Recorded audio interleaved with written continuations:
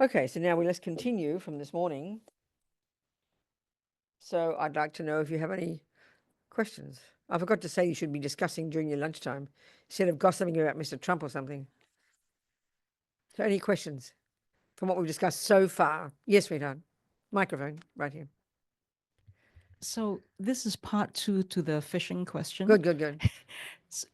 My question is, the thing about if you have a friend who likes fishing, Yeah. and if we don't stop him or her from fishing, does that affect our karma? It's all a question of what's in your mind. So if you're sitting there thinking, well, I hope he kills good fish, well, of course it's heavy karma for you. Or if you're thinking, it's up to what's in your mind. His actions, another person's actions, have nothing to do with the karma we create. It all depends on what's in our mind. Everything is depending on what's in your mind. Do you see what I'm saying? Because if everybody else is being naughty is going to bring impact upon your karma, then you're lost. Goodbye. Give up. Do you understand? Do you understand? Do you understand?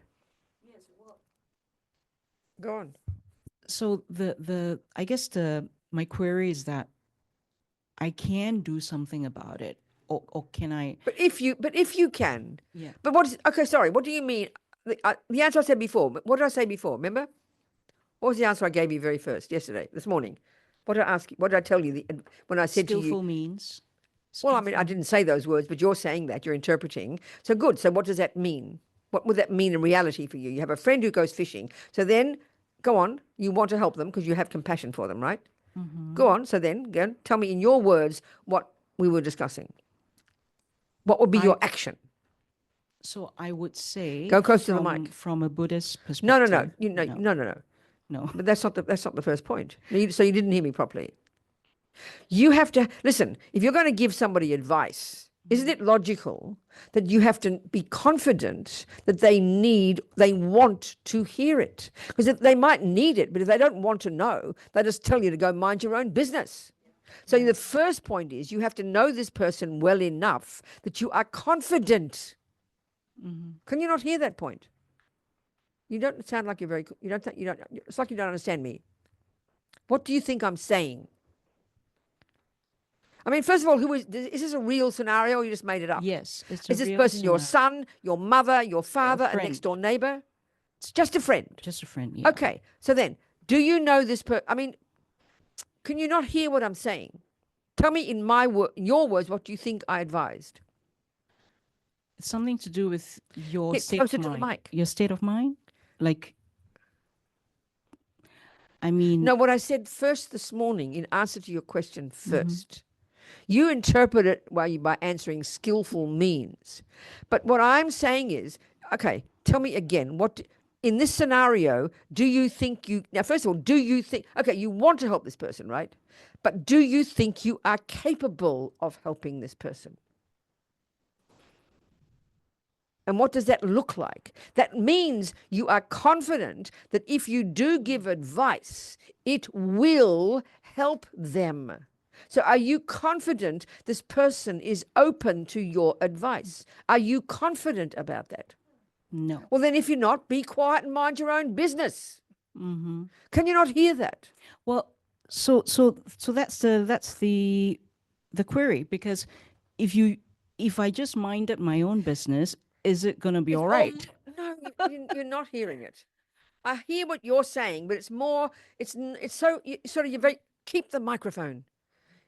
You're being very fundamentalist about it. You are thinking it's your job at all costs to make this person stop fishing. That's what fundamentalist communists and Christians do. They think it's their job to force that person. That's what you're suggesting. That it's your job to make this person stop fishing. And if they don't stop fishing, you're a failure. That's what you're suggesting. But excuse me, your job is, okay, you have to want to help somebody. You want to help your friend. Why do you want them to stop fishing? Because they're creating bad karma. Okay, well, that means what? Simple terms. They're going to suffer. Yeah. Well, did you think it meant that? What do you mean by creating bad karma?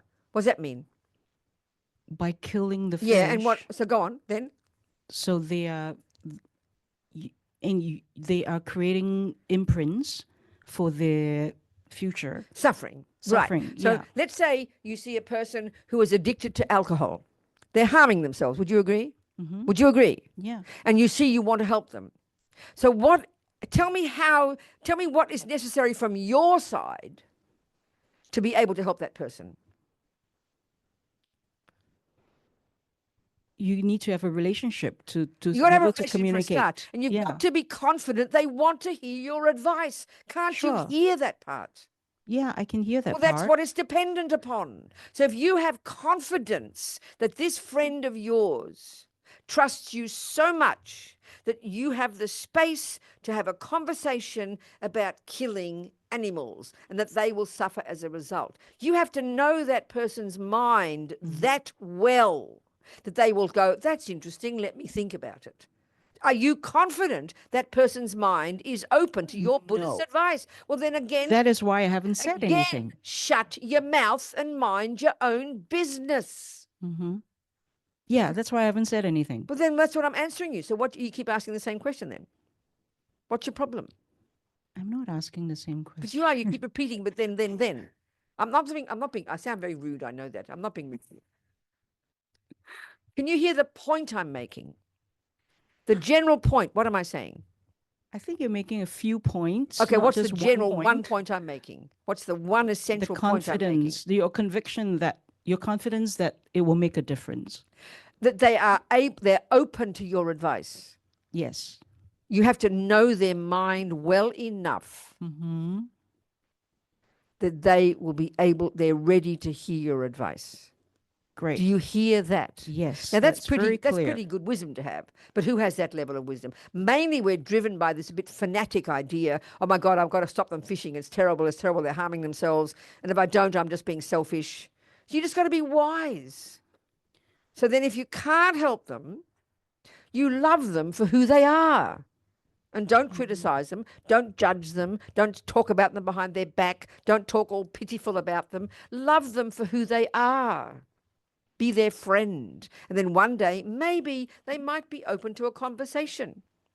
Mm-hmm. Do you understand? Yep, I got it. I mean, if they're that close a friend, and you wouldn't say, well, you're doing a bad action, you must stop. You might go, well, you know what, I've been thinking about fishing lately, and I think if I went fishing, I'm not so sure. I'd think about what the fish is thinking. What do you think? You'd open the topic in a skillful way, but you have to know the person is open to it. Do you understand me now? Yep. That's the essential point. Mm-hmm. Are we communicating now? Yes. Thank you. Thank you, sweetheart. It's a good point, a really good point. This is why, as His Holiness says, compassion isn't enough.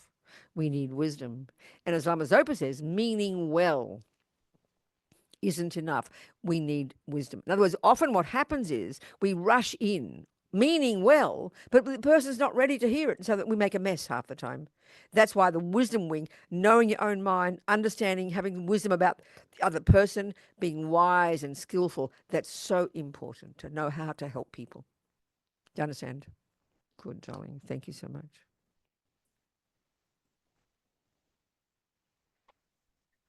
What else? Yes, go, sweetheart. Go, Casey. Anybody online? Something to say? So, Yes. regarding Duana's question, then, I mean, just having the intention to want to help, that is in some way creating good karma for Duana. But I mean, that's what practice is. Mm. That's what practice is how let's talk about the compassion wing. Here we are. Let's do that. That means that's what bodhicitta means.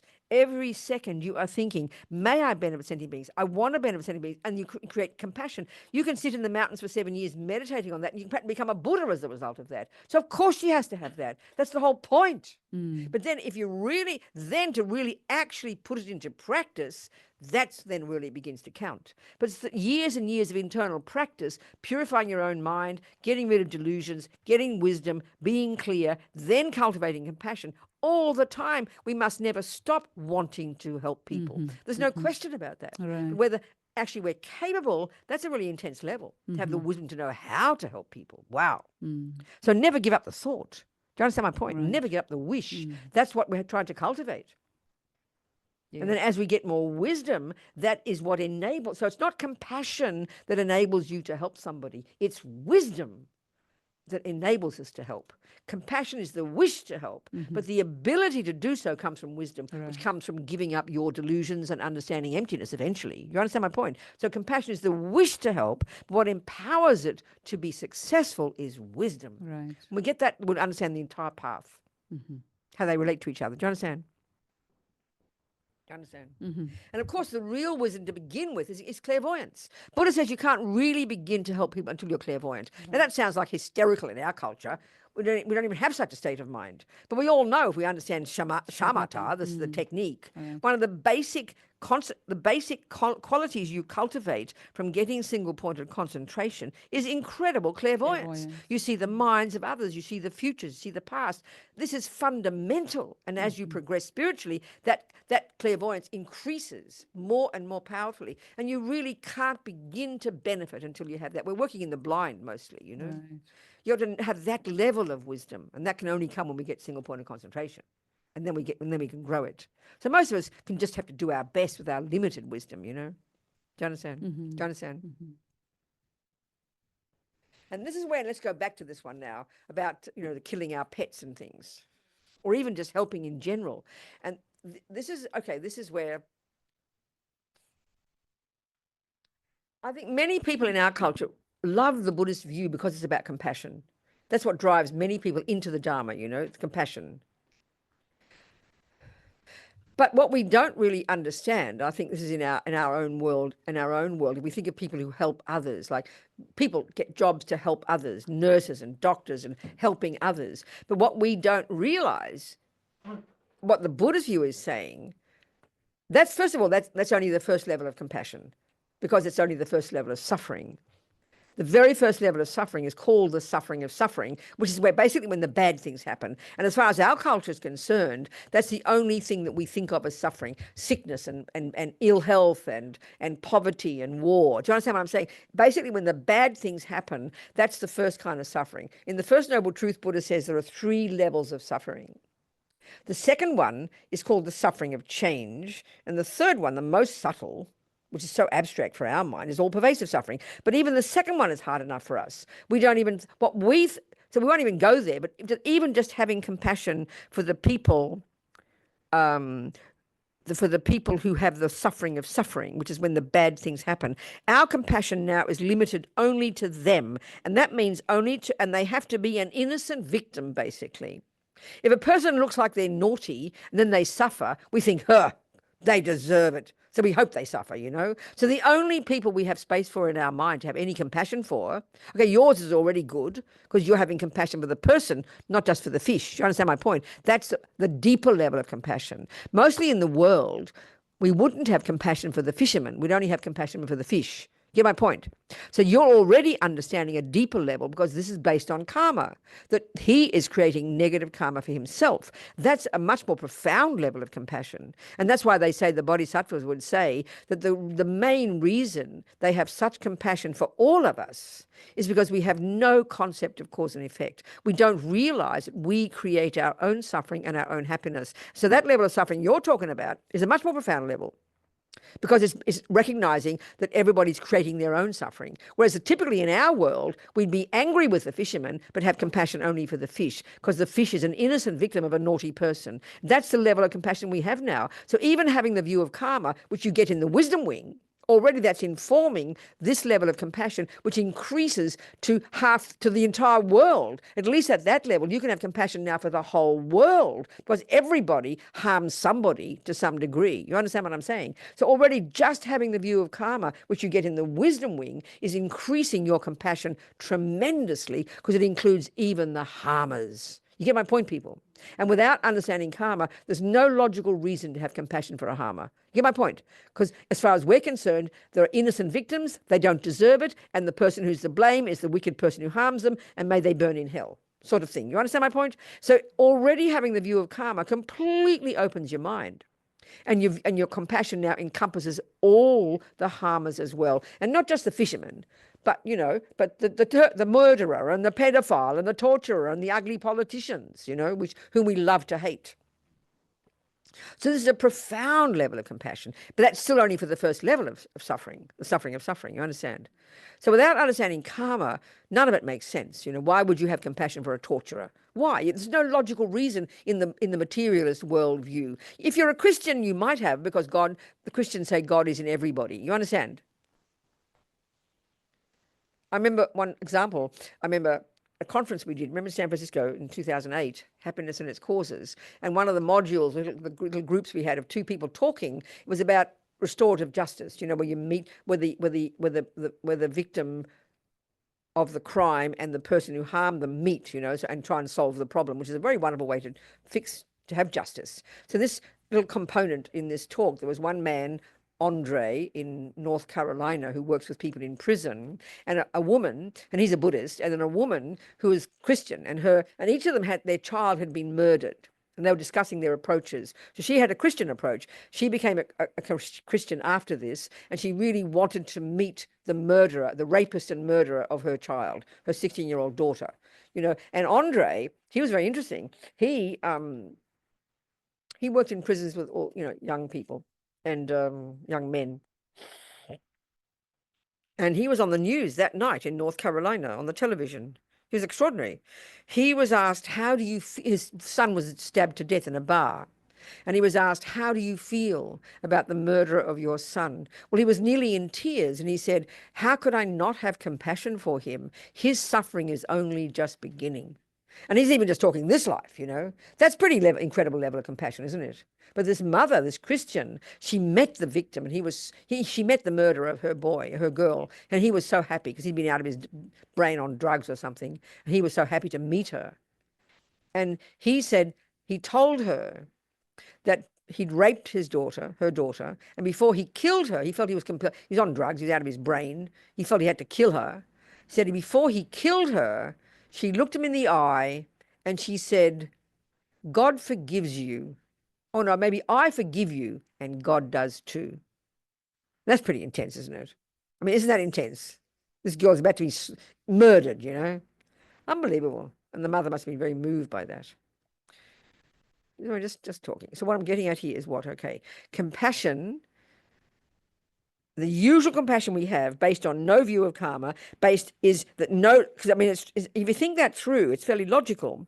If you have the view, forget the Christian view, if you have the materialist view that your mother and father make you, that you're only the brain, and that you track things back to previous, you know, mummy, daddy, grandma, grandpa, and the monkeys, then there's no logical reason, is there, why bad things happen to innocent people? It's really true. It's actually scientifically true, isn't it? There's no logical reason why bad things happen to good people, or even bad things happen to bad people sometimes. There's no reason. It all just seems random and bad luck and good luck, isn't it? So therefore, of course, we're not going to have compassion for the harmers, because as far as we are concerned, if there's a victim, then the person to blame is the person who did it. And that's it. That's the extent of our compassion, only for the victim. And then the degree we have that anger for the compassion for the victim is the degree of anger we have for the perpetrator, isn't it? That's the world. Look at the world. What are wars? Everything, divorces, wars, arguments between people. That's the logic. Which is why there's such intense suffering. That's why if there's no view of karma, then the world's a nightmare, you know. That's why I like to tell that story, these young Tibetan nuns. In 2003, Richard Gere invited His Holiness the Dalai Lama to New York. And he also decided he'd do some kind of gather together a group of former prisoners, all of whom had done some kind of meditation in prison. So he invited 20 people, former prisoners, including some people like me, who were working with people in prison. We had this non-profit. Katie worked with me as well, Liberation Prison Project. Still going now, but run by somebody else. Anyway, it was a very moving day. We talked to His Holiness. All the prisoners talked about their suffering, and there's a whole cross-section of Americans, you know, black, white, male, female, Puerto Rican, Mexican, all of whom had done some kind of meditation in prison, talking about their suffering. But he also invited 2 young Tibetan nuns who'd been tortured and sexually abused in prison in Tibet. So they were telling about their experiences. And I think this is a really good example. This is a really good example to explain this understanding of compassion, this level of compassion based on karma, you know. They were talking about their suffering, but what was really evident, I'd say, to everybody in the room was that these young women, I just say this, if you wanted to quantify suffering, you could probably argue that theirs was worse than everybody else's. You could say that. But the thing that was evident was these young women weren't angry. And I find this a very powerful way to really describe what anger is, you know, unpack anger. What is it? And which means unpack attachment, and what is that? That anger, if you start to recognize, like we talked before, especially last night, how this volatile emotional expression of thing called anger, once you go inside the mind, what it's now rooted in is this conceptual thought. And so in other words, when you have the anger, think of what is anger saying? Well, anger, it's very clear what anger is saying. Anger is saying, how dare you do that to me? I don't deserve it. Would we agree that's what anger says, isn't it? That is what anger says. And it's immediate. So to go a bit further, then you ask, well, what does that mean? Then you realize anger is a response to when attachment doesn't get what it wants. Attachment is more subtle. Attachment is beneath the anger. Anger is the response to thwarted attachment. So this really gets us to really the philosophy of attachment, which is very intense. Attachment is so primordial in our minds. It's at the level of assumption. And basically, it's the assumption that I only deserve happiness. So what attachment drives us every second to do is get the nice things, isn't it? We want the nice smell, the nice taste, the nice this, the nice words, the nice treatment, the nice job, the nice everything. Attachment is this junkie that only can cope with nice things, that only wants everything to be nice, which of course means what I mean by nice, isn't it? That's attachment. That's what drives everything. And every second of the day, we're trying to get that. So the millisecond it doesn't get it, you know, then anger is the response. So attachment is this kind of hubris, this incredible sense of entitlement, actually, that I deserve happiness. I deserve good things. Think about this. Think about this. We should analyze that. What do you mean by deserve? And I think if we really looking at it carefully, I deserve good things. And when the bad thing happens, the outrage, how dare that happen? I don't deserve it. We should look at that concept. What does it mean? Well, let's analyze. The implication in deserve is that I deserve happiness. The implication is that someone out there, it's their job to give me happiness. I deserve it. Where is it? Why aren't you giving it to me? You know, I mean, you don't. This is just bizarre. You know, it's like saying, I use the example. If you look in your bank and you see there are no dollars there, you don't say, how dare there are no dollars in my bank? I deserve dollars. You would never say that. You know why? Because you know it's your bank account. The onus is on you to give yourself money. It's not anybody else's job. Do you see what I'm saying? But that's how we all believe in life, that someone else made us. And if you do really believe that someone else made you, then you are right to think, hey, mate, you made me, you'd better give me good happiness. Do you understand? I mean, you would never look in your garden and see all the weeds and go, who put weeds in my garden? I don't deserve weeds. You know they are your weeds. This is a simple example, but so profound. It's cause and effect. So when you know, intellectually even, that you are the result of your past actions, you are your own garden. So those nuns had the view of karma in their bones, okay? Just like for us, the materialist view is second nature. For them, karma is second nature. They are born with it. Do you understand me, people? They're born with it, so it doesn't need to be explained to them. So they are able, although it's difficult, being raped and sexually abused every day and attacked and tortured is not easy, but they would have worked with this feeling of I deserve happiness and I don't deserve suffering. They know it's not valid. So that's why they did not have anger. This is very weird to us in our culture. We can't accept this. Are we communicating here? This is quite, you got to get deep inside this stuff, you know. So at the end, those young nuns, those tears, they were sad. They weren't happy. Give them a key, they would have been happy to escape. But because they have the view of karma, that was the basis of their ability to deal with their suffering. But it didn't include anger. This is very shocking to our culture. But we've got to think it through like this. This is logical, you know. It takes time. Of course it does. So in the end, one of them said, and of course, we had compassion for our torturers because we know we had harmed them in the past. And we know that they will suffer in the future. That's the basis of compassion.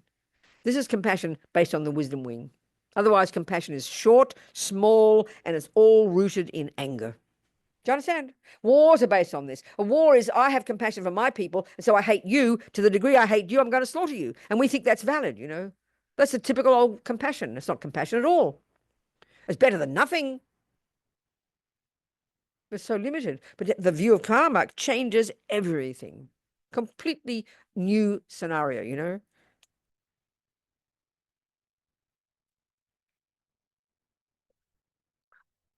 That's the basis of real compassion. And that's still only the first level of karma, you know, not first level of suffering. We haven't even got to the subtle levels yet. That's already incredible, you know. What other questions there are there? We have someone online, Christine. Who is it, darling? Good Christine. afternoon, Venerable Robina. Who is talking to me? Christine, Hello, Christine. Talk to me, sweetheart.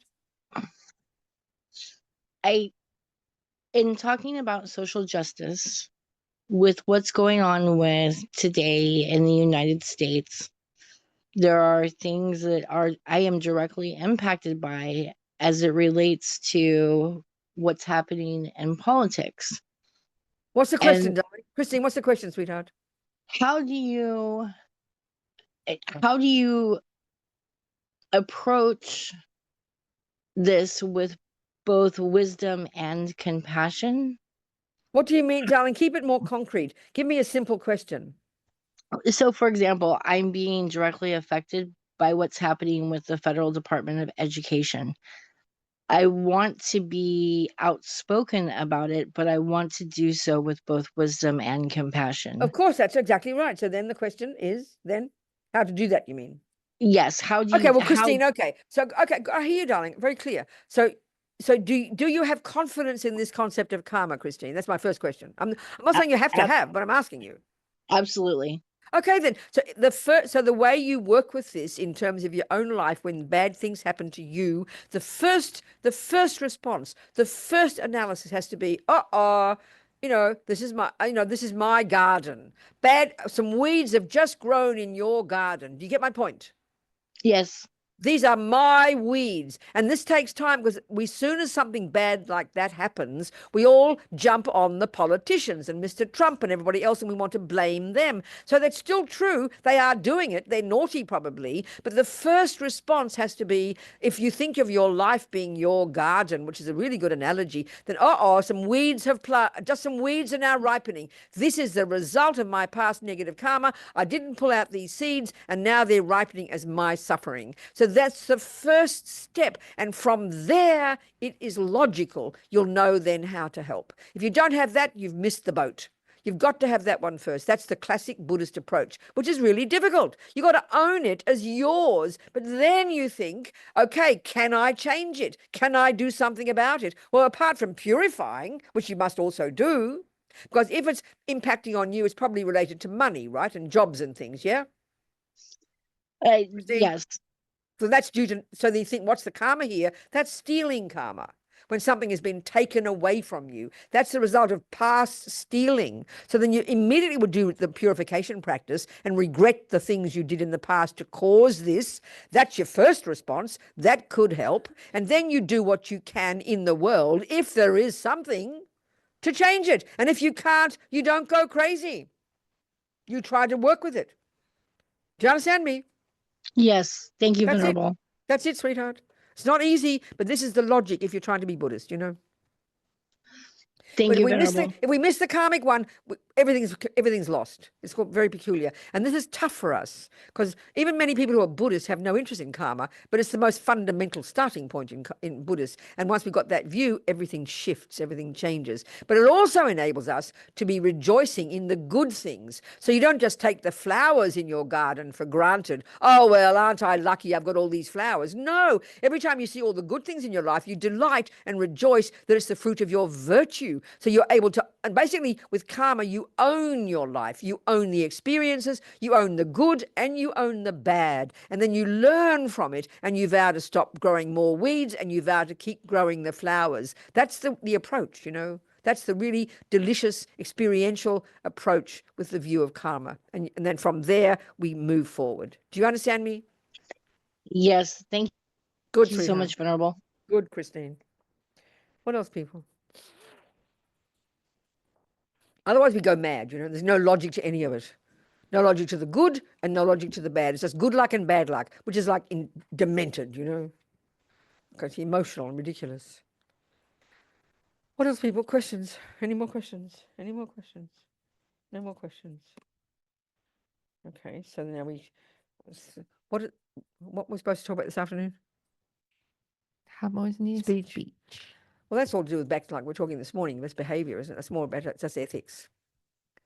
It's just ethics still. It's completely ethics. So let's look at it because it's a very powerful point. And we don't consider it in our culture. We think speech doesn't matter. I remember one person one time in Australia, or two examples, one in America, one in Australia, people I met. One pretended to be a monk, totally deluded. Every word that came out of his mouth was a lie, completely delusional. But he had gift of the gab. People liked his speech. He started a Buddhist center. He pretended to be a monk. He said Buddhist words. People became devoted to him. But he was totally he's just demented, Everything was a lie. His entire life was a lie. And then there's this woman in Australia who pretended to be a nun. And she would go around giving teachings, and she was completely delusional, demented. She lied, she was manipulative, she's just wicked in what she did. But so this one woman got really affected by her and went to the police. And the police said, no, lying isn't a crime. You can't, if she stole $5, you could send her to prison, but you can't for speech. So in our world, we think like that. Speech doesn't matter. We think, okay, if you lie a lot, you're seen as a silly person, but it's not seen as really criminal. Well, it can be if you're stealing as well. If you're stealing as well, yeah. So we don't even consider that speech matters, We think I can say what I like. And what we mean by that is it's like saying you've got a handful of seeds, some are weeds and some are flowers, and I can put any seeds I like in my garden. Well, you can, but they will have consequences. But we don't think so. So we're very deluded. We don't think somehow that we certainly don't think that what goes on in our mind matters. We certainly do not think that what goes on in our mind matters. As Lama Zopa said, this is very shocking, and this is almost quoting him verbatim, the vast majority of all people on this planet have absolutely no idea that what goes on in their mind plays any role at all in their lives. So let me be specific here. He doesn't mean in relation to cooking and music and mathematics. We know everything that goes on in your mind is necessary to be a cook and a mathematician. You get my point here? We know that thoughts do count. You've got to have the right thoughts. You can't just say, I'm allowed to say that 1 + 1 is 7. Well, you are, but it won't help. Do you see what I'm saying? We know that thoughts count. But when it comes to happiness and suffering, when it comes to virtue and goodness and negativity, we don't think it matters what we think. That's really that's quite a demented concept. This is literally the exact opposite for the Buddha. That literally every single tiny thought we have is the main cause of the person we become now and in the future. Thoughts are literally everything. The mind is everything. The mind is the basis. And it's explained in Vajrayana very clearly how this is true, It's extraordinary. So this business of ethics, like we've been talking, basically is the level of ethics is good behavior.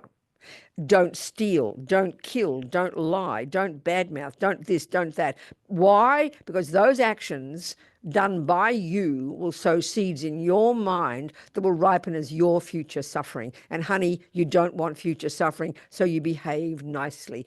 You are the beneficiary. You are the beneficiary. So I like to say, and it's true, isn't it, in our lives, in our families, most of us don't go around killing and raping too many people. But look at our mouths. Look at the harm we do with our speech. In Buddhist centers, I'm sorry to say, all these holy Buddhists, a smallest thing goes wrong, and before you know it, there's all these groups. Everybody breaks into groups, isn't it? And politics starts, and disharmony starts, and we talk behind backs. One of our favorite activities is to say things about people when they're not there. We feel so safe to do that, We love to find fault. We love to criticize. We spend our lives, especially with politicians, we spend our lives with our negative analysis all day, thinking we've been so noble. But we do it about everybody else. We do it about our mother, our family, our colleagues at work, other people. We love to say things bad about other people behind their backs. I mean, it's just a fact. We just compelled to do it. Well, in groups and families and at work and Buddhist centers, and this is the source of the most terrible disharmony. It's really obvious, So the thing is here, first of all, the first level of it is look at the harm you're doing to yourself. So forget even the harm you do to others. Just look at this for a minute. If we could really even get this one, we'd want to be controlled. Forget about the compassionate reason, not to harm others. Think about it. If everything you think and do and say produces the person you become. Let's say you're at home on your own all day. No one's hearing you, no one's seeing you. And there you are watching the television and reading your iPad and cursing and swearing about Mr. Trump this and your auntie that and your neighbor that and everything. Nobody else hears you. That's speech, right? Shouting and yelling. What do you think you're going to feel like by the end of the day? Whom have you harmed? You've just poisoned yourself. Forget the speech even, but look at your mind.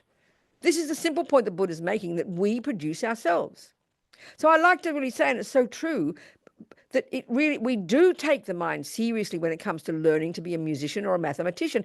The starting point in learning anything is your mind. You have to have the right thoughts. You've got to have the right thoughts about that music. You've got to have the right thoughts about the math. You have to. There's no wriggle room. You've got to learn the proper thoughts. Then you can be a mathematician. Then you can be a musician. We get that. But as soon as it comes to being a happy person or a suffering person, we do not get it. We don't think our thoughts have anything to do with it. And we don't even think our speech has anything to do with it. I mean, that's really quite demented. No wonder we suffer, There's no feeling of responsibility. There's no sense that I play a role in my own life. I mean, no wonder we're so sad and suffering, because we really believe it's all out there, But the speech one, the harm that we do with our speech to yourself, but not to mention your family. Look at it, because we know as soon as you said the word, it's too late. You can't take it back. And at some point, it'll be the straw that breaks the camel's back. We know that. But I think part of our tragedy in our culture, because we're not familiar with because we don't know our own mind well enough, and we don't have techniques to really work in our own mind, we feel compelled. We think the only method in a relationship is to vomit it all out. We call it sharing. I think it's so disgusting, I can't even tell you. It's so, I mean, it's sharing, You just want to share your vomit. You understand? I mean, I'm really not being horrible, but this is what and the trouble is, of course, is we don't know our own minds well enough. We don't have any faith in our own self. We have no confidence. We're having all these tumultuous feelings, and we have to tell the other person. We are absolutely compelled to tell the other person, because what we're doing is blaming them. We're blaming the other person, but we pretend we're not. Oh, I'm just telling you what I feel, we're saying. I mean, it's incredibly difficult. There's nothing wrong with communicating, but it's so dangerous, So if we're really practicing, I mean, I'm talking about if we're really practicing the wisdom wing, forget the compassion wing. You go to the kitchen, you see the hubby slurping, you start with the small thing, you don't wait till he's going to murder you. And you catch your mind, you hear the annoyance, the irritation, the anger, You want to say something because you believe he's wrong, and I'm allowed to feel this. But if you work on it, you say, shut your mouth, Robina, it's only slurping the coffee. Give the man a break. And you do a little analysis, and you change your thoughts, and before you know it, you're relaxed. End of problem. You've just solved it. It doesn't need to come to your mouth. If we really practiced, and I really mean it sincerely, if we really practiced, we would never need to we'd never need to vomit on other people, ever. Are we communicating? This is incredibly difficult. We don't know how to do it. We need to discuss with other people because we're not even qualified to do it ourselves. So at least the other thing is too, this, I think this is really important. If you really have got a problem with your husband, the last person to discuss it with is your husband. Go to your therapist, please. And I really mean it. When you know yourself, when a person is mad at you and they're always finding, like your sister, always finding fault, and they come to you all the time, it's too much to bear. They're vomiting their projections onto you. We know that they're just angry, and you know you didn't do what they're saying, but they can't hear that, and they're convinced that they're right, and they shove it all on top of you. It's too much for ordinary people to bear, you know. If you're really brave enough and you can talk to each other reasonably and really try to listen. But if you dealt with it yourself, you wouldn't need to. I mean, this is not very natural for us. We think it's a bit weird to do that. We think kind of like, what do you got a husband for except to talk to him, you know, and blame him? Are we communicating sort of here? This is tremendously difficult. You don't need to talk things through. You don't need to share, you know. Share nice things. How about nice things? Share. Not your junk. You know? I mean, it's hard, but it's possible. That's the whole point. That's what practice means. I mean, I remember when I first started working with these lamas, you know, they're my bosses as well as my gurus. They're my bosses, right? I work for them. And of course, they threw me in the deep end. They made me sort of do these jobs that I couldn't stand, where I'll go on about it. I'm happy to be a boss. I like being a boss, okay? And I just assume, I'm not trying to be arrogant, but I assumed when I first met the lamas, I'm doing, all my life I've been doing publishing. I sort of felt my life was an apprenticeship. When I finally first walked into the very first teaching, and they get you to do karma yoga, I walked straight to the publishing room where I transcribed the teachings. I didn't know anything yet. And then when I went straight to Courtin to become a nun, I walked straight into the publishing room and started doing the Ronio and the, you know, all the old-fashioned Ronio and, you know, Ronio and all those things in the old days, you know. It was just natural. I felt I'd found my job. I'd found my purpose in life, you know. I was so happy. And then Lama wanted to send us all to England, where he started wisdom publications in England. And after my retreat, I did my Vajrasattva retreat, and I just assumed I'd be the boss. Not because I'm arrogant, I am, but it's because I had the skill. It felt natural. Do you understand? And then I heard from Nick Rebush, he was going to go somewhere else, and he said, Lama Yeshe has appointed this man called Nawang Chodak. And fantastic, Robina can be the secretary, he said. Well, I was speechless, you know. The first thing I said to myself was, poor Lama, he doesn't understand. That was the first thing I said to myself, vividly. Poor Lama, he doesn't understand, I said to myself. Anyway, I decided I'd go and do it. This man, I won't tell too many brutal stories, but this man, I hated him from the day one. I didn't know who he was, but he was an American. All I heard was his name. Anyway. I instantly hated him. I wanted to pull out all his organs and feed them to the dogs, you know. But somehow I knew I trusted Lama. And all I know is, all that time, what I'm getting at is, what was I getting at? My main point. I forget my main point. And what was the point? Blaming other people, that's right. So somehow from the very beginning, I was so angry. I saw this man, he was completely stupid. He didn't know anything about publishing. I had years of history. I was a good designer. I was a typographer. I was an editor. I had all this experience. And I was sort of in this dumb kind of approach. I thought, Lama just can't see. Why can't he see that I'm more qualified? This boy knew nothing. He was some hippie, you know. And I thought, Lama doesn't know what he's doing. But I somehow couldn't understand it. And so I would get mad at this person and shout at him. And I can't tell you. But I never said a word to the lamas. I didn't need to. Another time, years later, the same thing. I had another boss. I always had these bosses, you see. These poor, I don't know, God knows how they felt having me as to be my boss, but never mind. But I managed. I kept knowing it was my practice. It was hard for me, so hard. And this one time, I remember, another boss by this point, at Wisdom again, another boss. Nick was Nick Rebush, actually, who's now doing Lama Yeshe Wisdom Archive. And I was working with him in London, and I was doing the editing and the production. But somehow I felt pain. He didn't see me, he didn't appreciate me, I felt all kind of hurt and self-piteous. And he sacked me. He fired me. He said he couldn't do what he had to do with me there. I had to leave. I was so upset, I can't tell you, so injured. I worked so hard, So I went to Dharamsala for some teachings with His Holiness. I had a quick meeting with Rinpoche first, Lama Zopa. And I prostrated 3 times. And before I even sat down, I didn't open my mouth. The lamas, I always thought, never allowed me to even open my mouth. I never went to them with my problems, but it was like they were sitting on me. I couldn't even open my mouth. This is what I'm getting at here. And then the whole meeting was Lama Zopa praising Nick, saying he was a bodhisattva. So I was kind of crying in my own mind. I'm not even allowed to have a bad thought here, I didn't say it. I never said a word, never, because they wouldn't let me. And that was good for me, It was intense practice. So I remember giving all this kind of regret, remorse. And so I wrote a note and gave it to the attendant. This is before Venerable Roger, in the early 80s, asking Lama Zopa for a purification practice, So a few months later, I got a note. I never told anybody this before, but now I tell people. I got this note from the attendant, John, and it was quoting Rinpoche, and the note said exactly, if she wants to purify, visualize Nick above her head, pissing and shitting, and experience great bliss. Now, I tore up the note immediately and burned it. I was so shocked, I mean, that's just about saying words. I couldn't even, and that was the teaching all these years. Lama Yeshe would just stop on me. Rinpoche would just sit on me. I felt they had their hand over my mouth. Do you understand me? But now, of course, 40 years later, I'm grateful, because I learned a bit about the mind. I mean, how kind they were, Do you understand me? Are we communicating here? But that was I always say that's my special esoteric meditation. Personally written for me.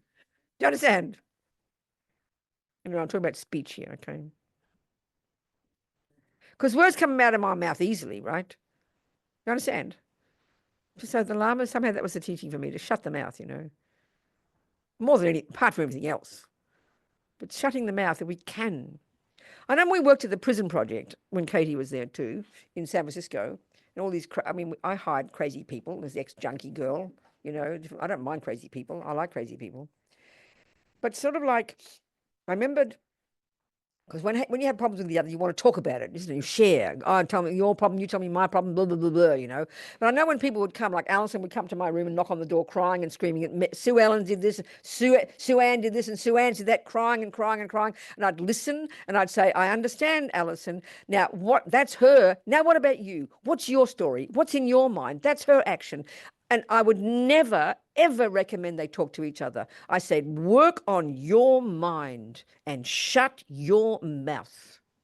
That's only ever what I recommended. Do you understand me? I never said talk to each other. I never mediated any meeting between people, because I really trust if we're given this advice, we're brave enough, we can take it. Because once you start talking, once you start vomiting on the other person, acting like you're being so noble, you're just dumping, and everybody dumps on each other. And in the end, you can't even hear each other. Look at the dramas in marriages, You can't even hear each other. Are we communicating here? Of course it's difficult, but this is classic 101 Buddhism. Work on your mind. And if you do want to talk to somebody who isn't the person who's making you mad. That's why you should have a therapist, at least. That's common sense. That's reasonable. And most of us do need to talk. But don't go to the person. I mean, sometimes it's appropriate. You get my point? But somehow most of the time it's just dumping, It's so hard to get cut through. Am I talking sense or not?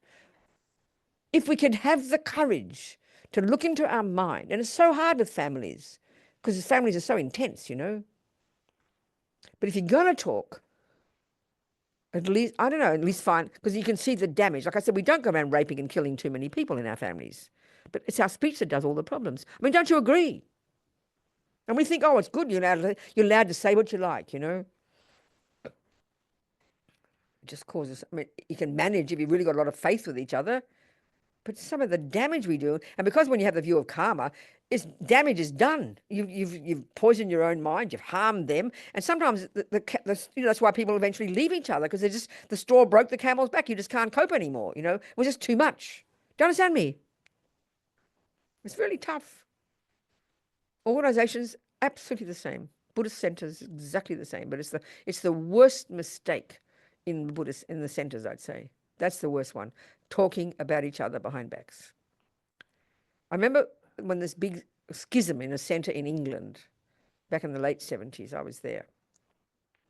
Terrible, worst suffering in my life. It was like a war zone. This big center kind of broke away from Lama Zopa Lama Yeshe, took Lama Center, And I remember that time I was right there, and it was so painful. And Rinpoche was there, and he said, this is the result of breaking your third root tantric vow in a past life. And that's called, as Lama Zopa translates it, speaking the faults of your Vajra brothers and sisters.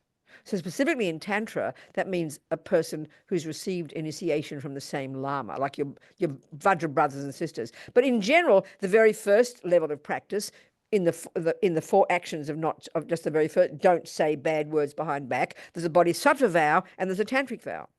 This is one of the worst ones. And this schism in this big group, such a powerful center, this huge schism, like a war zone, it was the karmic result, Lama Zopa said, of past bad-mouthing behind backs. Not killing each other. Do you see what I'm saying? Divorces. What do you think? Look at divorces. Look at breaks in organizations. Sort of you're going along in a marriage, and then things start to change. You don't understand what's happening. What have I done wrong? What's he done wrong? And there's no other partner. Suddenly everything becomes poison. You don't know why. That's the ripening of this kind of negative karma, disharmony karma. Do you understand what I'm saying? Then you've suddenly got 2 groups and you hate each other and it's poison. So to watch the speech is so incredibly important, I think. I mean, it's clear from the teachings. We can see the result ourselves. And because once you've said the words, it's too late. The damage is done, But it demands to have control over our speech, especially among families and groups. It demands a level of really incredible practice. It really demands a lot of self-awareness, a lot of confidence in karma, and ability to control yourself, which is not easy, especially when you're among family, Because families are so intense. I mean, there's 2 people I know, 2 sisters, both Buddhists, really good people, have them on their own. They're really devoted, totally devoted, have a good practice. But the second they're together, it's like you're shocked. One of my sisters was like that for years. As soon as you see each other, it's like you red rag to a bull. Families especially is such strong karma, isn't it? Sisters and siblings and things. And as soon as they're together, it's like they can't even believe what they've just done, vomiting out the garbage, freaking out, each blaming the other one. So when we really realize karma is so strong, we're seeing some people, you've got to protect yourself. You've got to keep out of the way, You've got to know what's good for you. But all this demands a lot of self-awareness, and we often don't have enough self-awareness, Are we communicating? But of course, in our culture, it's difficult because we think if you don't speak it, you're suppressing it.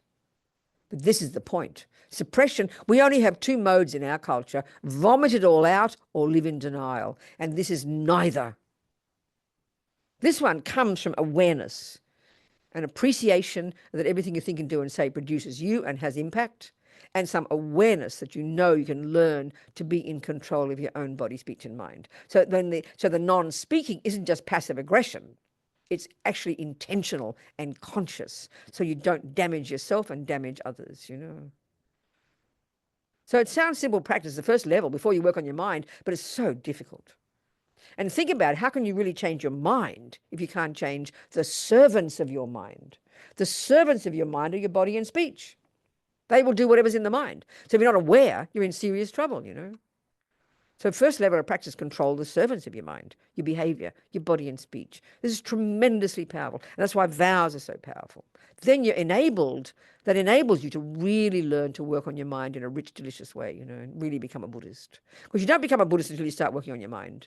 Good behavior is shared by good communists and good everybody, it's nothing special. But the mind is Buddha's unique approach. Are we communicating? That's all I want to say about speech. Any questions? Yeah. Go, sweetheart. Thank you. Do you have strategies for how we can not engage in it if people around us are gossiping? I know that's a big problem, isn't it? That's the one we have to, it's like a bit like trying to help other people. You're around people who fish, you know, you want to help them. Or it's very difficult because, you know, if you sit there looking all hoity-toity and goody-goody, they'll think you're ridiculous. They won't want to talk. They wish you'd go away. Or as one of my friends said, when the people start, even in a Buddhist center, and they're chatting away about somebody, and she said, I don't do it. And then I realized as soon as I walk into the room, they stop talking. So it's just not comfortable because they don't want to do it when she's there because they know she's being all goody-goody. So it's really hard not to be goody-goody about it. And so either you just walk away. I mean, unless they're your good friends, unless you trust, it's again the same thing about wisdom. If you trust each other enough, if it's close friends, and you're on the same page with things, then it's appropriate to say something. Oh, let's not talk about other people. I don't like, you know, it makes me uncomfortable. But you got to know that that's going to work. Otherwise, if it's just people, regular people, you got to just either sit there if they're your friends, and you have to let them be. What can you say? You know, you can't be judgmental. You can't just say don't do it, but you don't have to involve in it. But if it gets too much, you just say, oh, I've got to go now. Sorry, you just got to walk away. You've got to know what's best. Do you understand me? Yeah. This is mainly with coworkers. Of course, I understand. So it's you live and work with them every day. right. It's difficult, isn't it? Yeah. So they're talking about other people, basically, isn't it? Yeah. I know, but in what scenario would this be? At lunch or at the desk or when? How? Yeah, this is kind of, we work with children, and so sometimes it is kind of necessary for us to Yeah, talk about That's others. different. That's good. So to that's help, fine. to know your job, yeah. Right. But then, so like maybe we're sharing about something that happened with parents, Right. and it kind That's of helpful. transitions. That's good, yes. It transitions into like a Then different criti- type of finding speech fault. about, yeah. You mean finding fault, being Yeah. critical. And I don't know how to, I don't know how to get away from that without being like, you see, yeah, I don't do that. I don't talk No, about you other can't be people, that way. You know? So if it's just the conversation goes there and it's still part of a meeting or something, you just be quiet. You don't have to be, no, they won't, if you just be quiet, they won't notice you. If you start sticking your nose in and being all goody-goody, then you're going to create problems for yourself. Yeah. But if it's a meeting you have to be at, you just have to let them be and just relax your mind and learn about it and think and have compassion. Know they're harming themselves, but you can't leap in. But this really, see, this is where also we've got to look at, this is the big one I was trying to say before about how our attachment messes up our compassion. So if we're so, let's say the fishing example, let's say we're fairly new at the Dharma and we're really into not killing. As soon as we meet a person who kills fish, it's like we have a panic attack. You want to tell, like, you know, or if you want to get all fanatic and get all kind of judgmental like the fanatics, you understand? And that's a disaster. That's like the classic kind of fundamentalist religious. You run around lecturing everybody. And so what we've got to understand, and that's driven by attachment. Let's say, but you know, let's say you start telling people off. It's because your attachment only wants things to be lovely, right? So if it's upsetting you, it's because your attachment only wants things to be nice, and your attachment can't cope with their being negative. So then you have aversion, which causes you to have a panic, and therefore you freak out. So when we realize that's messing things up, so you just have to learn to put up with it, not be judgmental. Know this is, learn from it and make a vow to yourself. I must remember this is not a cool thing to do. You bring it back to yourself, you know, and then, but don't be freaked out about it because that's just your own attachment. That's not what I'm saying. Yeah. That's really important. Yeah. Yeah. No, yeah, that is really hard, but it's important practice. It is. Thank But, you. I mean, and this is why, you know, it's like when we realize, let's say, okay, especially the one about other people suffering. So first of all, our own suffering. Okay, what am I saying here? So when we see other people suffering, let's say other people suffering, bad things happening to other people, we read about it in the papers and things, or the environmentalism or whatever it might be. So we do have compassion. So compassion is in the second category of states of mind. It is virtuous. It is not neurotic. It's not deluded. It's not disturbing. It is a valid state of mind. You hear what I'm saying? Compassion is, oh my God, look at that suffering. I wish they didn't have it. That's fantastic. But what pollutes it and what drags it down and makes it less effective is our attachment. Because so then we get upset when we see it. And we go, well, of course I'm upset because people are suffering. No, your compassion cannot cause you to suffer. Virtues cannot cause us to suffer. It's attachment and aversion that cause us to suffer. So the attachment there that's playing out is when you see this other suffering and you then get upset about it. Upset means angry. And why? Because your attachment is a junkie that only wants to see everything to be nice. So our attachment can't cope with seeing the suffering. That's why we suffer. We've got to distinguish between the attachment and the aversion that's arising that makes a big mess. That's why we suffer. You're not suffering because you've got compassion. You're suffering because attachment just doesn't want it. You get my point, people? It's really hard to see this. Are we communicating? So when you really practice in your mind and you have less attachment and less aversion, it means you have much more courage. So you can see that suffering, or you can see these people poisoning themselves and making a mess, or you can see the fishermen, but you won't get distressed. You'll just have compassion. We get distressed because we have attachment. Then we're compelled to rush in like fools and make it all go away. Get my point? That's attachment, not compassion. We've got to know the difference. So as you practice and get more wisdom, it means you become more stable and you become more courageous in the face of bad things, and you don't freak out. Do you understand? That's the real sign of success. Get my point? You understand me? This is a huge one. Because mostly we've got so much attachment, we just can't cope with problems. We'd rather it all go away, so we freak out, And we mix that up with the compassion. Do you understand me? I mean, I always think about, when the people during the pandemic, when there's such amount of suffering, and all the nurses and doctors, people were killing themselves because they simply couldn't bear the pain, So this is not being horrible. It sounds so shocking, but if you were a bodhisattva, which means you've given up attachment and given up anger, you would never kill yourself because you'd only have compassion. The more suffering, the better. Suffering is grist for the mill for bodhisattvas. Bring it on, They never get dragged down by it. So an ordinary person who has got compassion, which is why they became a nurse, but they've also got attachment that wants everything to be lovely, and have anger or aversion or anxiety, which is delusions. That's what makes them crazy, and that's what makes them despair and kill themselves. I'm not being horrible, but are you seeing my point? We've got to have a clear analysis. You don't kill yourself because of compassion, ever. But we just don't think you can get rid of attachment and aversion, and we mix it with compassion. Do you understand? That's why we can't stand the suffering of our animals. We all think it's because of compassion. It's because our attachment can't cope with it. Attachment wants everything to be nice. Then we have aversion to it, so we have to kill the cat, calling it compassion. So our own attachment can't cope, Are we communicating here? If we don't make this distinction between the neurotic and the virtuous states of mind, which is absolutely fundamental in Buddhist psychology, but it's not how we think in our views of the mind. It really takes a lot of clarity to make the distinction, and therefore to notice the difference in your mind. That's why you're going to read enough Buddhist teaching, you're going to see a half a dozen times, learn to know what to abandon and what to practice. All the time they're saying that. So what are you abandoning? Delusions. So if you can't notice a delusion, then how can you abandon it? If you can't distinguish between attachment and compassion, you're in serious trouble. This is why we've got to study the mind. It's so specific in Buddhism, Which is why you've got to ask Geshe Lek-Sok to teach you Lorig Bay. Did you hear me? You must ask Geshe Lek-Sok to teach the mind, Lorig.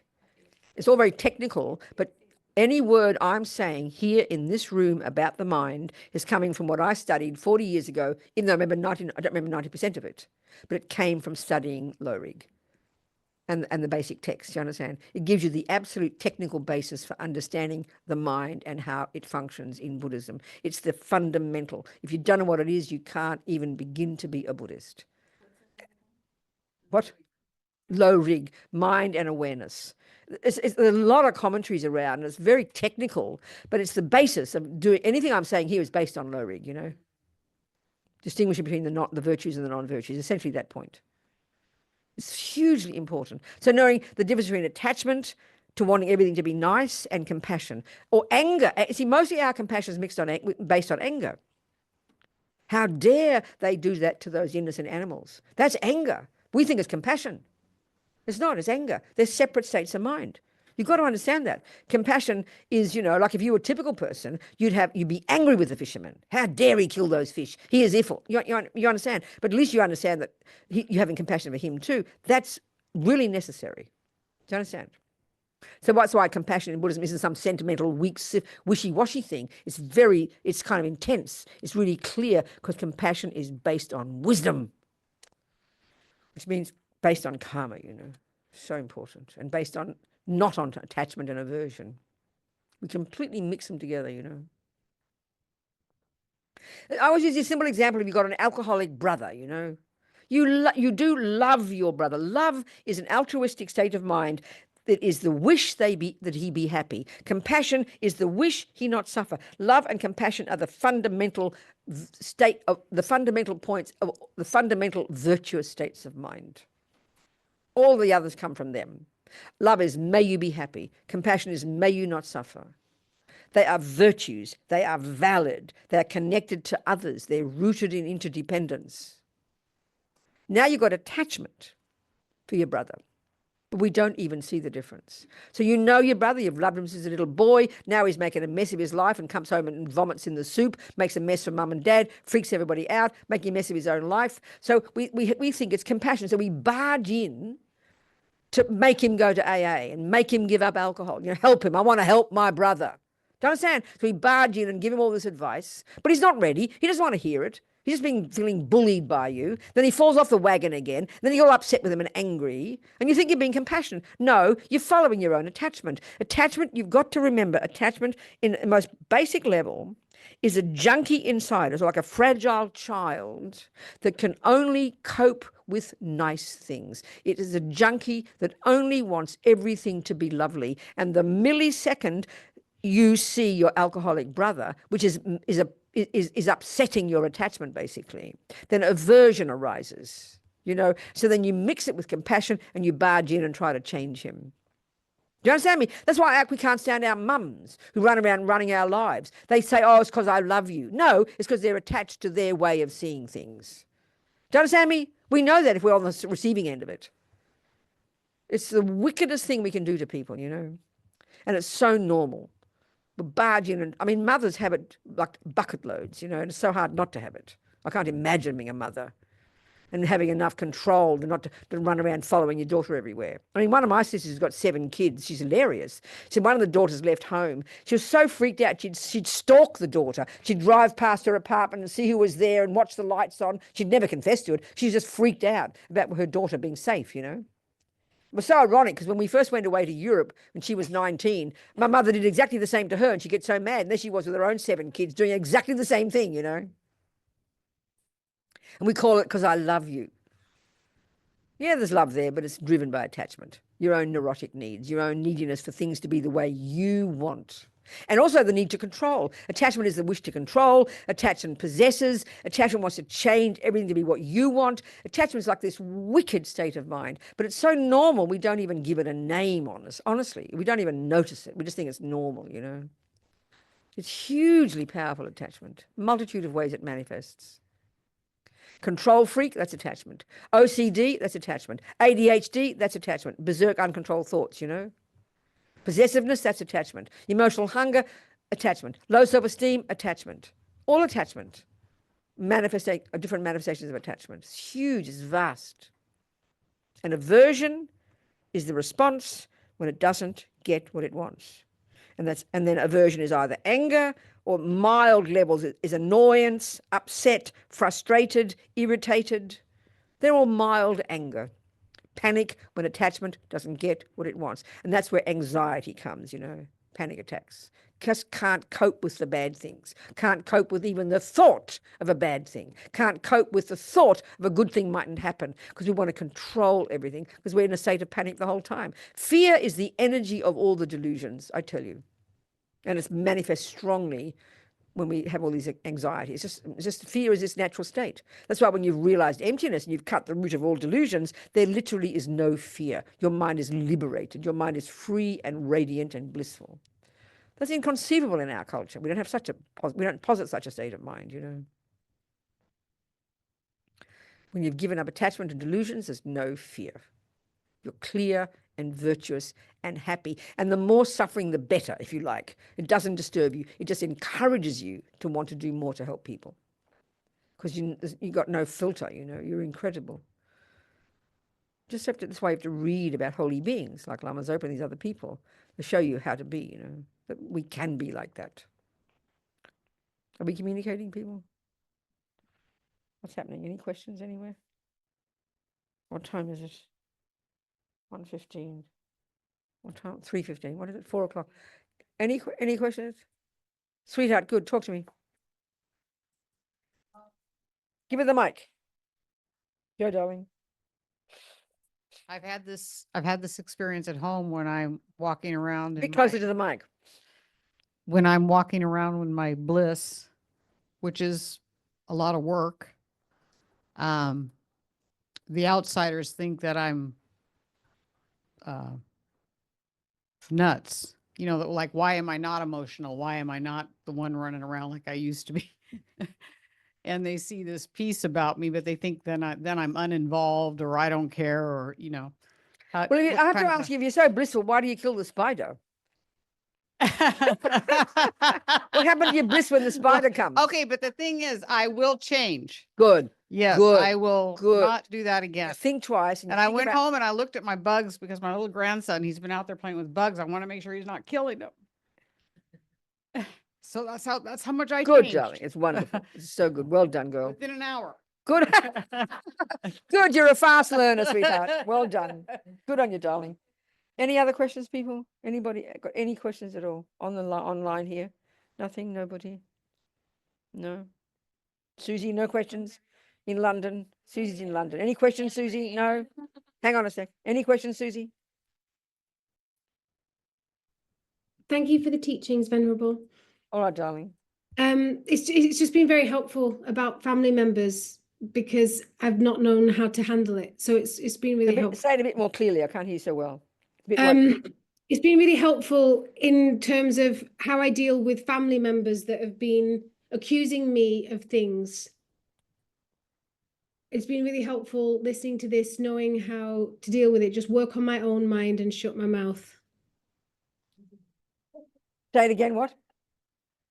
When it comes to family members that have accused me of things, Oh, so you the things you didn't do. well, ish, but not really. But it's Huh? I just need to work on my own mind and shut my mouth. Yeah, shut them out. That's right. Are you managing? Yeah, well, I've not replied to them. I've written them like 40 million horrendous emails that I haven't sent. Well, And- good. So keep them. You better put them in the trash just in case they get sent by accident. Yeah, at least I haven't sent them, but it's still it's still poisoning my own mind. Of course it is, yes. But you're And- managing. Are you managing? You're working Yeah, through it. this is really helped because I think over time it's quite ill-inducing just to think of yourself as innocent, and it's just rubbish. Go on. Keep talking. Yeah, because it was so I so wanted to go through every point that they said and point out why they're wrong and be really factual about it. And each time I do it for hours and I'm really focused on it. And then each time I think I don't want to send it. It just there's something like about it. So you haven't sent them. So you better put them in the No. trash before they go. Yeah, I'll just put them all in the trash. What, darling? Yeah, I'll just put them all in the trash. Good. That's really good. Yes. But sometimes it is helpful to think it through like that and go through all the things, and then you give it some space.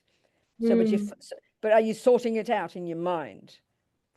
Yeah, and it's really helpful for me not to immediately vomit it out the mouth. That's right. Exactly. That's exactly right. Just to stop. Right. and- That's right.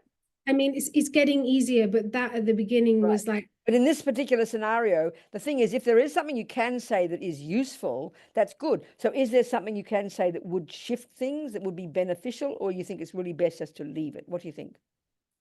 I think it's a mixed bag because there's different points with different members. It's not as black and white as that. Okay.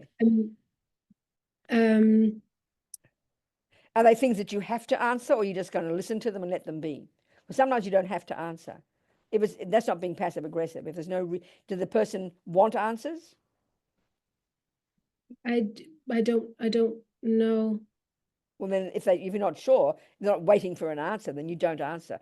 Deal within yourself. And if it is accusations that are, this is where you got to learn. If someone accused you of doing something that's true, then you have to own it accept it, that you did do it, and you apologize. If it isn't something you did, you leave it there and know it's non-virtuous karma from the past of accusing this person, and you eat it up for breakfast and you let it be. There's only two options. If it's right, you accept and apologize. If it's wrong, okay, if you're really brave, you can also take responsibility for that one. It's up to the scenario. Don't be passive aggressive about it. It's like this story I always tell about this guy in Sydney whose car kept getting scratched, his new BMW, and he got a new door and it got scratched again. And he said, what'll I do? You know, he's had a party. And one person said, I'll tell you what Lama Zopa would do. He'd find out what this old guy next door liked and give him a gift and apologize. I mean, the man was innocent, right? He'd done nothing. And he thought that was a great idea. So he found out this old guy liked golf. He bought him these beautiful, expensive golf balls. He knocked on the door next door, gave him the golf balls, and apologized for anything he'd done wrong. He'd done nothing wrong, right? And so he felt good. It was all over. And so he was in the kitchen, and this old guy comes in, beaming ear to ear with his golf balls unwrapped, and said, this is the nicest thing anyone has done. He said, everything's forgiven. So if it even beneficial without being passive aggressive, can even take responsibility for what you didn't do, then that could be beneficial. But you have to decide. So it's silence, accept the blame if you did it wrong, and even accept the blame if you didn't do it, if you can, if it's beneficial. Otherwise, leave it. Because especially if it's coming from anger from the other side, there's no benefit in attacking it. There's no benefit. Let it all just burn itself out. Don't you agree? Yes. Thank Good you, practice. So it's karma, your own vomit coming back. Keep remembering it's your own vomit coming back. I better learn from this. And then you vow not to do it again. That's the big learning right there. And then if you can have a space, have compassion as well. That comes later. Do you understand? Yes. And that thing that you said before, like, how dare they do that to me? That's right. Precisely. Very natural, isn't it? Exactly. Like, I'm their sister and all the good things or whatever, blah, blah, blah, that That's I've right. done. Exactly. That's right. Like, Exactly. so Exactly. much No, I know anger. exactly. That's right. That's And why so that time when sure this that I'm I know right. that's exactly right. That's why when Nick sacked me, I was so upset, so injured. I can't describe. I worked so hard, 60 hours a week. I did everything, and then he's sacking me. You know, I felt so upset, but I couldn't even say those words to him. And then he spent the whole time telling me he's a bodhisattva. So then I had to see him as pissing and shitting on my head. So do that meditation. All right. Okay. Good. Best one. All right, Thank you. Susie, good. Thank you, darling. Very kind. We all understand, don't we? This is life, you know. That's why I think having sisters is bad enough, but having husbands, that's too much. You choose that one. Sisters come along, but I'm glad I never chose a husband. Thank you very much. You people are very brave having husbands, I promise you. Or wives, whatever you've got, you know. Isn't it? Wow. I always say that if I had one, they'd be dead. Definite. Not this life. Anyway, never mind that. It's just my personal quirk. I'm happy I'm a nun. Any questions, people? Come on. Any questions? I had a question. If you could talk about low self-esteem and negative self-talk and that form of attachment to that, if you could maybe very much. expound on Exactly, that. darling. The thing that feels curious is, unless we should try and explain it, is that that's a symptom of attachment. Let's have a look at that, what it means, okay? So attachment sounds so simple, but it's actually hugely profound. It's multifaceted and it's multi-layered, I tell you. So the very first suffering as a result of attachment is this feeling of dissatisfaction, which is exactly what low self-esteem is. Especially not just dissatisfaction with I haven't got enough food, no matter what I get, it's not enough, no matter how much, but it's more I am not enough. That's the deepest level of dissatisfaction we have. So then we think, well, what's dissatisfaction got to do with attachment? Well, let's analyze this, and it's not complicated. When you understand the key function of attachment at the bare bones level, it over-exaggerates the value of something. So when you've got attachment for cake, it's over-exaggerating the deliciousness of the cake, and it's over-exaggerating the power of the cake to make you happy. In other words, you've got this massive expectation that you'll get happy from cake. You get my point? So that's a bit like So that's what attachment mainly does. So when you follow attachment, you rush in, you anticipate, you get the cake, and we don't articulate it like this, but there's this huge expectation that you're going to get all this happiness from the cake. And that's where it happens with people. You fall in love with somebody, even just your friend at work. You're good friends, you love each other. Oh, she's the best person. I love my new friend. Before you know it, you're finding fault and you're disappointed. Because when you've got attachment, you're blind. You can't see the bad things. You just see you've got your rose-coloured specs on. Do you understand me? So if you continue to follow attachment, so it's a bit like you got a £50. What country are we in? Oh, she's in England. We're in America. You've got a $50 note. But for so long, you've believed it's 500. So, and this is how karma works. You've believed for countless lifetimes that it's 500, so that now when you see 50, it actually looks like 500. Are you seeing my point here? So for so long, practicing believing the cake will make you happy, exaggerating the value of the cake, exaggerating the value of the new thing, exaggerating the value of the husband, the house, the job, whatever it is we get attached to. You over-exaggerate its deliciousness. And then when you get it, and the anticipation is always going to be disappointed because it is not 500. So every time you go to spend it, you're disappointed. So the build-up of that disappointment is what is dissatisfaction. We've practiced attachment for countless lifetimes. Are you seeing my point? So we end up in this life, depending on how strong the attachment is, some people we can see have the deepest dissatisfaction, self-loathing, and that's where the junkie mind comes in at the grossest level, craving for food, craving for alcohol, craving for junk, for the serious heavy-duty objects. You're just like a bottomless pit. You just can't stop having them because it's just this constant habit of terrible dissatisfaction, like an empty hole in here, and no matter how much you get, you keep wanting more. That's the grossest pain of attachment. Do you understand me? And every time you follow attachment, the only thing that can come from attachment is disappointment, because it's never going to be what you thought it was. And attachment can't be satisfied. So the only option to attachment is it builds up, get the peak of it, it seems divine, and then you crash down to despair. After 4 pieces, you want to vomit. After the boyfriend for so long and starting to find fault, before you know it, you can't stand the sight of him and you're bitterly disappointed and you get depressed or you want to kill him. So we go between excitement and disappointment. That's the character of attachment, and that's where the low self-esteem comes in, because the main attachment we have, the most strong one, is to me, is to I. And then with the cravingest one we have is to be approved of by others. So the suffering of attachment is so intense that we don't value ourselves at all. I am nothing. So we crave other people who also think they're nothing. It's so ironic. You crave them to smile at you and like you and approve of you and say, oh, sweetheart, you're a nice person. And then we go, oh, well, I must be okay. They said I am. That's how demented we are. That's the terrible suffering of attachment. Do you hear what I'm saying? We've all got this disease, darling. So attachment to sex and drugs and rock and roll is easy. This is the deepest one. We have this low self-esteem. I mean, and it comes to such dissatisfaction that we think we're shit. We actually loathe ourselves, you know. I mean, it's very shocking when you think about it. Do you understand? It's sort of like we feel like we're this big, you know. This is because of practicing attachment. It's this constant build-up of disappointment. And then whatever we do, it's never enough.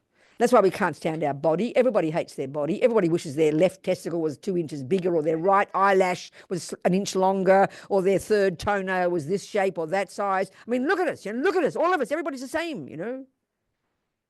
I mean, I hear that 18-year-olds are getting Botox. You understand? Probably 13-year-olds as well, if you're not careful. So there's this natural feeling of dissatisfaction. And then you get excited and think, oh, when I get the Botox, that'll be better. But you're even more disappointed. So it's just this terrible, like as my mother used to say, the more you get, the more you want. Wanting more is the consequence of getting, not satisfaction. That's the tragedy. But because we're junkies, thinking, anticipating, excitingly, believing satisfaction will come. So then the bitterest disappointment, because it won't. Are we communicating? Is this the topic? So the question is, how do you change? Hang on a tick. So how do you change it? Well, it's slow process, slow, but it's possible. You know, I mean, one simple way of putting it, you know how we have cognitive, what they call it, cognitive behavioral therapy. You've got the latest one is carving, what do they say, developing new pathways in your brain. neuroplasticity. But the method is the same as what Buddha's been telling us. Change your thoughts. Why do you think your brain develops a new pathway? You don't go in there and carve a bloody new pathway with a scalpel. You change your thoughts. Do you understand me? And Buddha's been telling us this for 2,500 years. Honey child, change your thoughts. Do you understand me? So you've got to start somewhere. It's not going to happen overnight. And that means very simply, I mean, Buddha is saying negative thoughts make us miserable. Right now, just right now, forget the future. And positive thoughts make us happy. Well, not immediately because the negative thoughts are still there, but you've got to start practicing having positive thoughts. It's like positive psychology. Practice. It's not going to happen overnight because the negative thought runs the show. If you're addicted to thinking you're nothing, just saying I'm something doesn't work yet. But same as playing tennis. You don't go, oh, I tried once to play tennis and it didn't work. You know it's a 20-year process. It's a process. So we are a work in progress. So we've got to start. This is the most basic level even. Not to mention doing other practices, what we have in Buddhism. You do your purification practices, you do your visualizations, you do your mantras. You have all these little techniques that all help you change your mind. And hang on. It's a process, and that's why I say knowing there's a method, and if you learn the steps, then you learn to be content with each step. Even that's why I said about you learning music and think, oh, I'll get happy. Oh, I just passed grade 1. You're so excited, and then you go, oh, it's only grade 1. Well, if I get to grade 2, then I'll be happy. Well, you'll never be happy that way, and you get to grade 900, you're still miserable. But if you be happy at each stage, and this is another whole discussion before you give me a question. No, I'll have your question first. Hang on, but. This happiness we're talking about here, there's two things. There's happy feelings in the body, but then there's happy feelings in the mental consciousness, and they are hard to come to. But we'll discuss that in a minute. So you tell me, Denise, what your question is. Denise, yeah. And we'll go back to this point. This is a really good point. Sweetheart, talk to me. Isn't it that self-loathing comes from obsessive self-concern? And therefore, if we could turn the concern away from self and onto others, okay, and this is their happiness. Yeah, that's the compassion wing. That's advanced. We're talking wisdom wing first. That's leaping into the future. That's all. Of course, it's true, darling. But we're talking the very first level, understanding the mechanics of it and why we're this way. We're looking at the wisdom wing, which is breaking down what the mind is and analyzing delusions. You've got to know how they function first. We've got to do the wisdom wing first and got to learn to change our own thoughts. Forget about compassion yet. We're not discussing that even. We're discussing how to change your own thoughts about yourself, to start having a valid view of yourself. You can't just leap into having positive thoughts about others. If you can't even have positive thoughts about yourself, it's not possible. That's why many people say, oh, I can have compassion for others, but not for myself. They've missed the steps. What about less thoughts about self? You're not hearing me. I am hearing you. No, you're throwing the baby out with the bathwater. By saying that, you're suggesting we shouldn't have any thoughts about self. You're leaping too far. You're jumping ahead. You're jumping ahead in terms of the methods. The first method, we've got delusions, demented, ridiculous views of everything. The first step is to sort that out before we go to developing and increasing positive thoughts. Not to mention getting to emptiness where we give up the self altogether. That's the most advanced. So you're leaping to compassion and you're leaping to emptiness. You're missing the first step. Can you hear that theoretically at least? Good. So, okay, let's talk here about, I forget what it was now. I was going to say something. What was it? Thanks, fix it, yeah. What was it I was about to say? What was it? Oh, yeah, thank you. Good. This is really important. Okay, this is a good. I said fix it. You fix it. I mean, if you can. Just it stays up on its own. You do the thing. So listen to this. This is a bit technical, but it's so important. Remember in the third, we've got the first category of states of mind, which is thirst, whatever, the neurotic, deluded, negative, ridiculous, I-based, fear-based sources of suffering states of mind. Ego grasping, the root delusion. That does, in fact, posit a real, concrete, definite, separate me. That's the mother of them all. And when that is gone, everything else collapses. This is emptiness. That's advanced. Then you've got attachment and aversion and all the others. They always talk about 84,000 delusions. And Ling Rinpoche says 21,000 are rooted in ignorance, the first of the three poisons. 21,000 have the character and are rooted in attachment.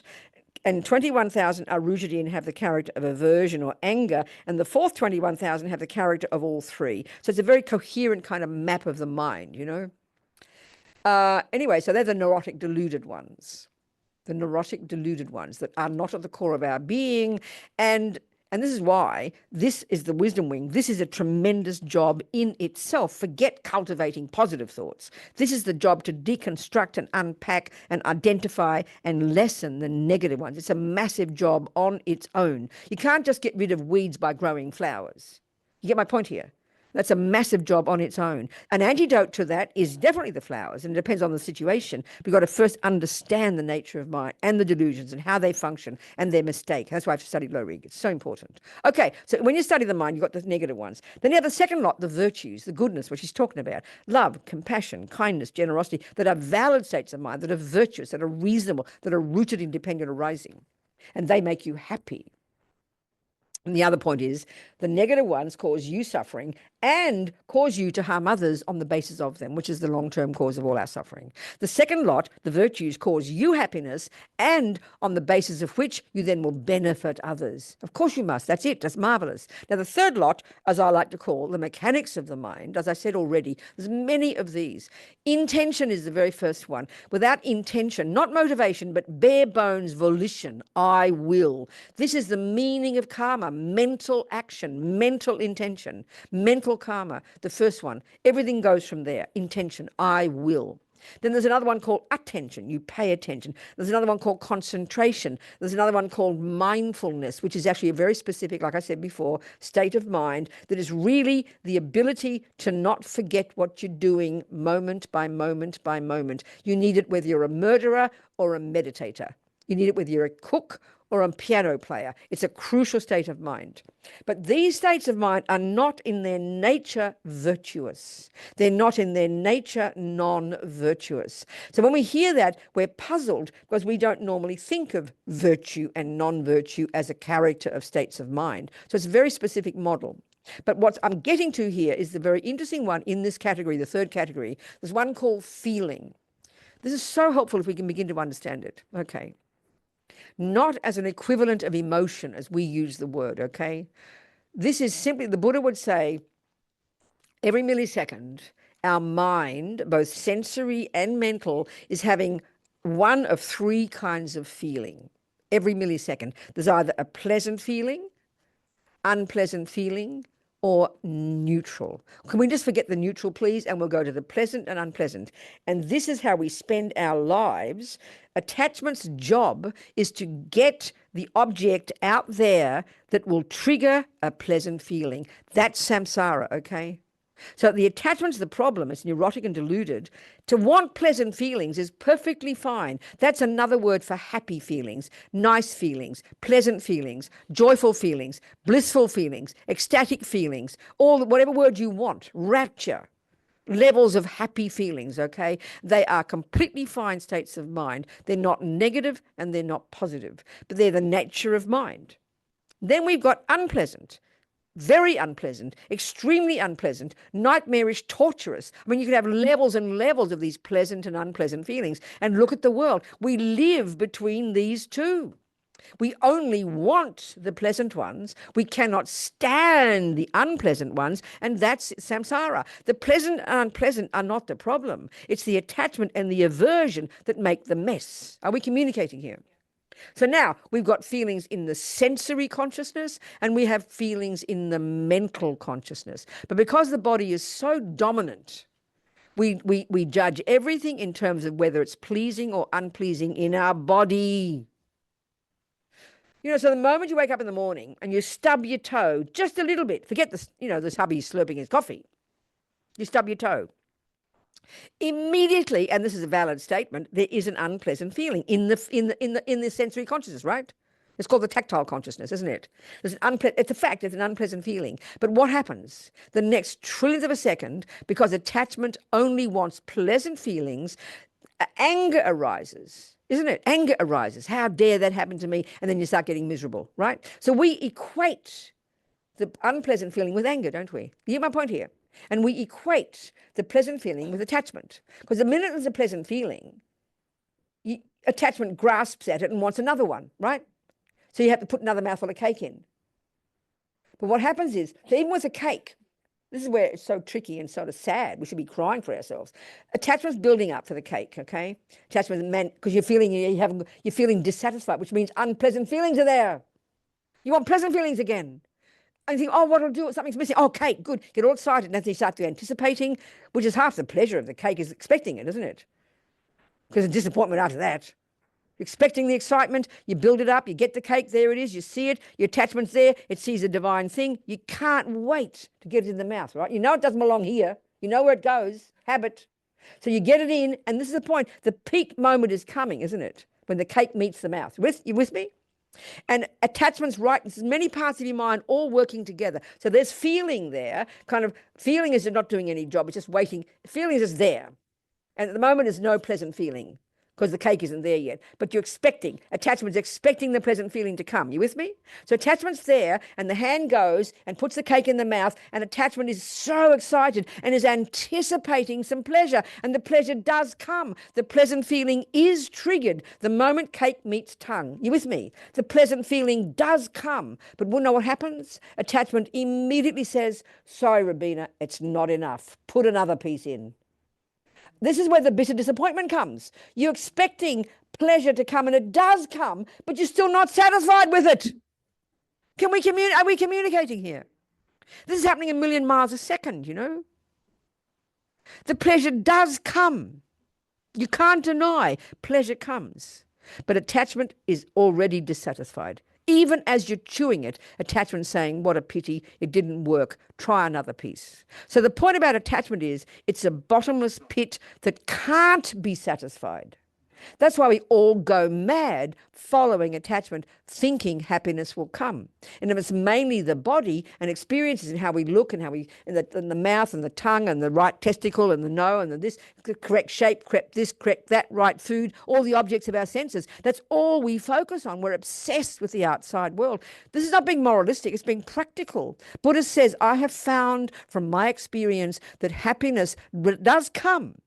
But the second you have your first mouthful, your attachment's disappointed. So you put another mouthful in, hoping the next pleasure will be even better. But we know the pleasure is diminishing already. And by the fourth piece of cake, it's turned into disgust and aversion, and you have to stop eating, otherwise you'll vomit. That's the way that attachment causes suffering. Now, the feelings, there's nothing wrong with pleasant feelings.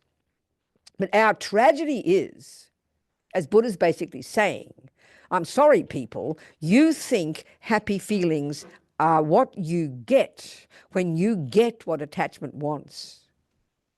He says, no, I have found that happy feelings are what you get that will not change into unhappy feelings, that they will last. And how you get those happy feelings is by giving up attachment. That's his method. Are we communicating? But we're all junkies, so it's quite hard. So feelings are fine, nothing wrong with it. As Lama Yeshe would say, the more pleasure, the better. But we think pleasure is sin, don't we? And the pleasure of, I remember having a conference, one time it was wonderful. In Sydney, I go to this fancy boys' school, and they often have their philosophical classes, and they invite people for talks. And there's this one, they had a rabbi, a Muslim, a female rabbi, a female Muslim boss, a Catholic priest, a Lutheran, and me. Okay, it was a very nice talk with these intelligent, intellectual, well-educated boys in this boys' school, and they started talking about pleasure, sexual pleasure.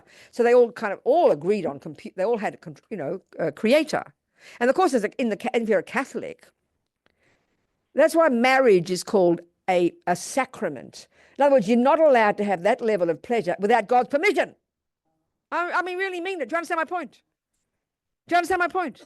So it's called a sacrament. And they all talked about it as being a special gift, and no one understands it. I had to keep my mouth shut, I had to be quiet about it. It's called a sacrament because it's so delicious. You can't have it on your own. You've got to have God giving you permission. And it's a sin if you have it outside of his permission. I am being sarcastic here, but it is interesting, isn't it? And that shows we have this fundamentalist view about pleasure.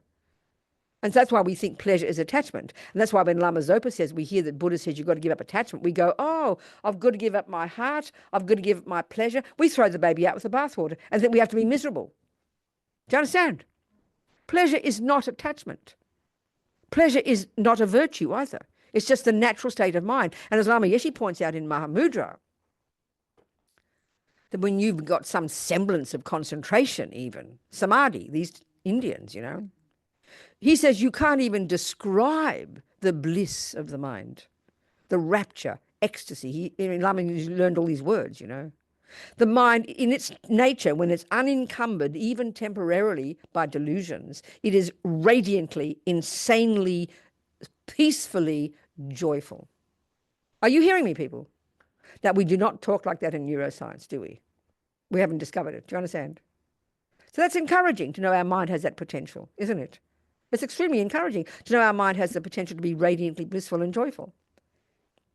And therefore, naturally, you like that. You're also compassionate, you know. That's the bonus. Or other way around, even a more simple level, forget samadhi, but the Buddha is basically saying actions driven by delusions, because delusions are polluted and neurotic, the actions we do they're harmful, can only cause unbelievable future suffering. And actions driven by virtue, because the virtues are peaceful and happy, can only cause us future happiness. So literally, negative thoughts and actions are the cause of suffering, and positive thoughts and actions are the cause of happiness. So in the long-term perspective, forget samadhi, the long-term approach to getting happiness all the time is by giving up delusions. And eventually realizing emptiness. When now you've cut the root of all delusions, now you only ever now have happiness. Put it that way. It's the natural state of the mind, you know. I find that extremely nice discussion. I'm looking forward to it. Do you understand? So feeling. We have there's every millisecond that we are existing. It's the nature of mind. There's either pleasant, unpleasant, or neutral feelings. And Buddha's basically saying he's found a method to get happy feelings all the time. And he's discovered it's the nature of a mind that's unencumbered by delusions to naturally be happy, to be joyful, to be blissful, to be radiant. Do you understand me, people? This is psychology. It's not hippie-trippy religion, you know. So this is the nuts and bolts of the mind before you get to compassion, sweetheart. Got to know this. This is very helpful, isn't it? Do you understand? Any other questions, people? Time to go home soon. Nothing. But it's really, I mean, it's virtually impossible, though, if you're an ordinary person having your piece of cake, you know, just to see there's attention, there's intention, there's attachment, there's feeling. It's just this one big glom of experience. We can't even see one bit from another, isn't it? But at least we can know it theoretically and start to have some consciousness about it, you know. Do you understand? But the big one is, the key one is, the real point is, the real one that's hard to see here, is that the feelings in the body are real feelings. There's nothing wrong. They're real feelings. But the point is, because, okay, feelings that are driven by attachment, the feelings in the body, okay, that's the point. The feelings in the body, pleasant feeling, that comes, that we think, okay, right now there's an unpleasant feeling, let's say, called, and it's maybe not in the body, so it's like a neutral feeling. There's no pleasant or unpleasant, but your mind's getting a bit distressed and you're thinking there's something missing, so you think cake. So the mental consciousness is going over time, thinking about cake, imagining cake, deciding on cake. You get the job, you get the cake there, it all, your body's not doing much at all. But what happens is then, it is the sensory experience that we're wanting, isn't it? We know that. It's the experience of tasting the cake. So that comes, the pleasant feeling does come, triggered by the attachment. You won't have that pleasant feeling until triggered by meeting the cake. Get my point. That pleasant feeling, even though it's a minor one, that comes when you taste the cake, is a real pleasant feeling. But we need the cake to get it, don't we? You see what I'm saying? If you've got a really good imagination, you can get pleasure. That's why people have pleasure just having sexual fantasies. They get pleasure, can't they?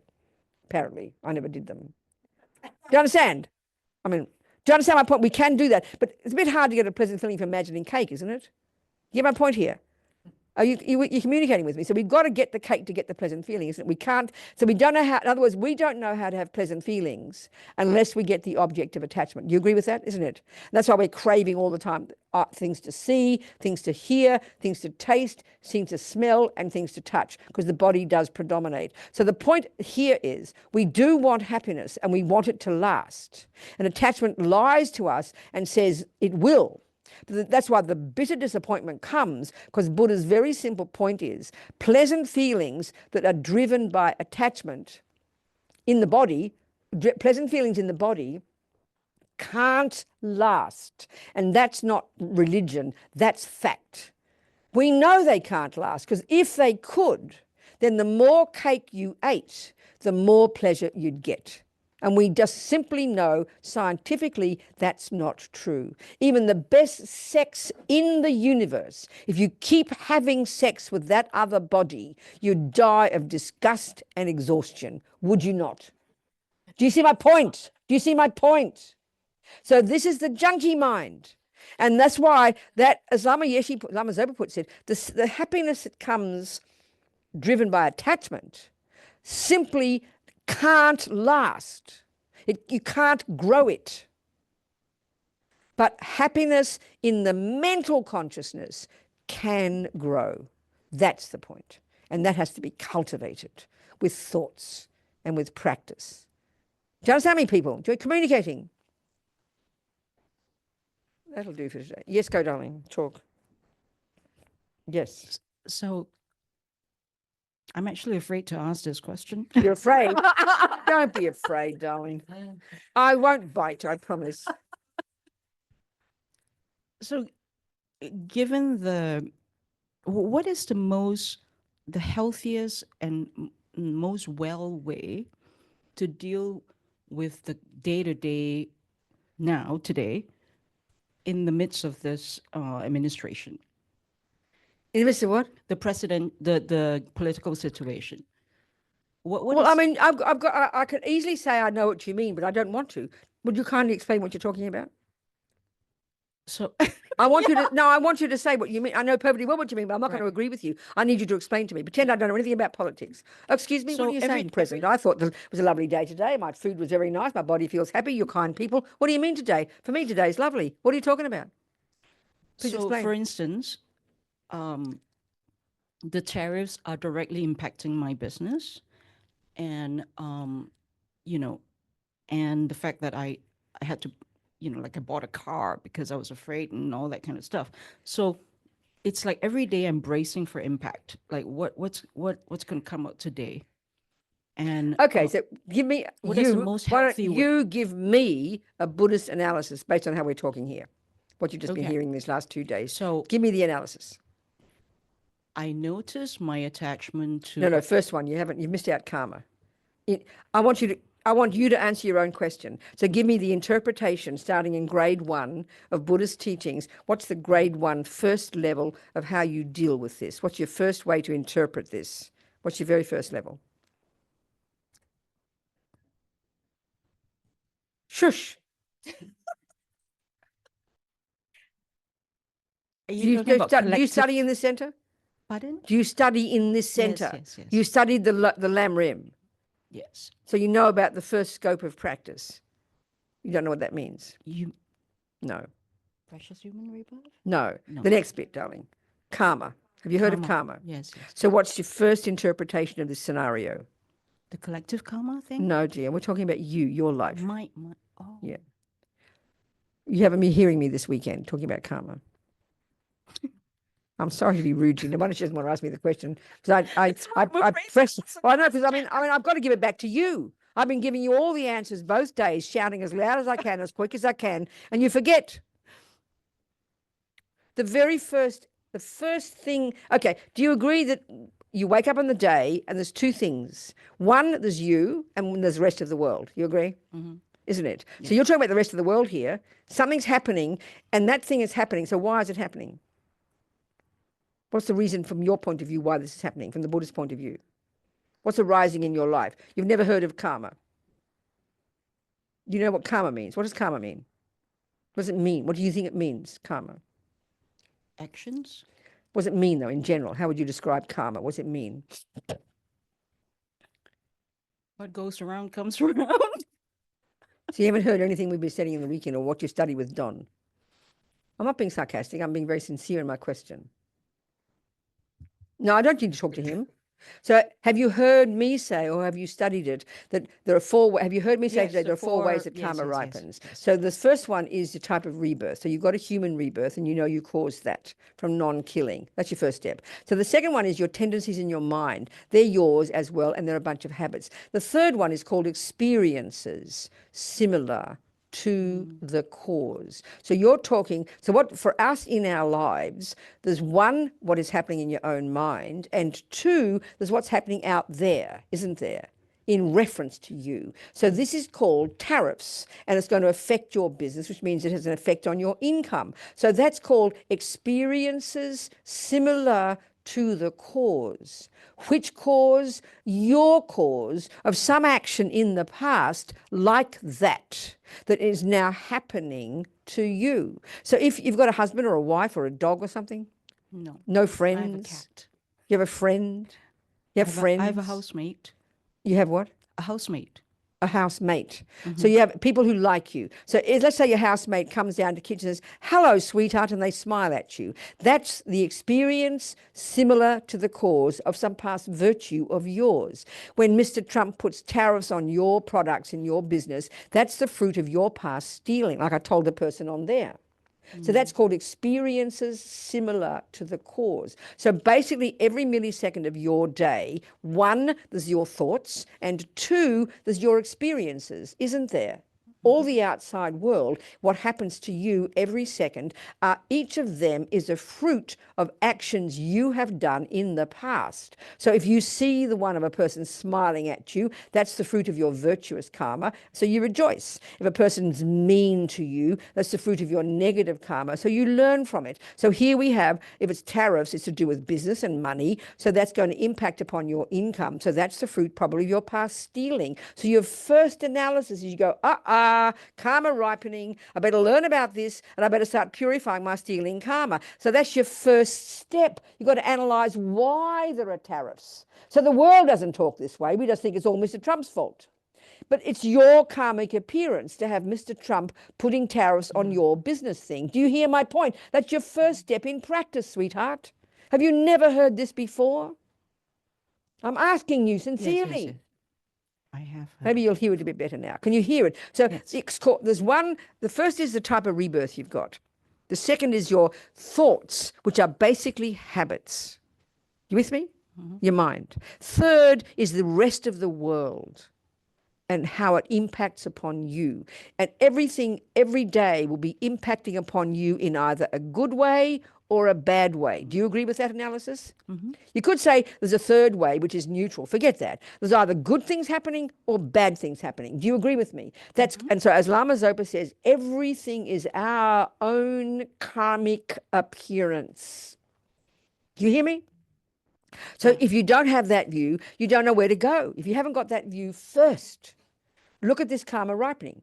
My karma, even if it's a bomb falling on your house, if it's your dog being stolen, if your toe being stubbed, everything you experience is the fruit of your past actions. You are the creator of every moment of everything that happens to you. Are we communicating? So the first analysis is you understand you caused this. Then next step, so what's your next question? What's your next question based on that? Or is that enough for you? That's the answer.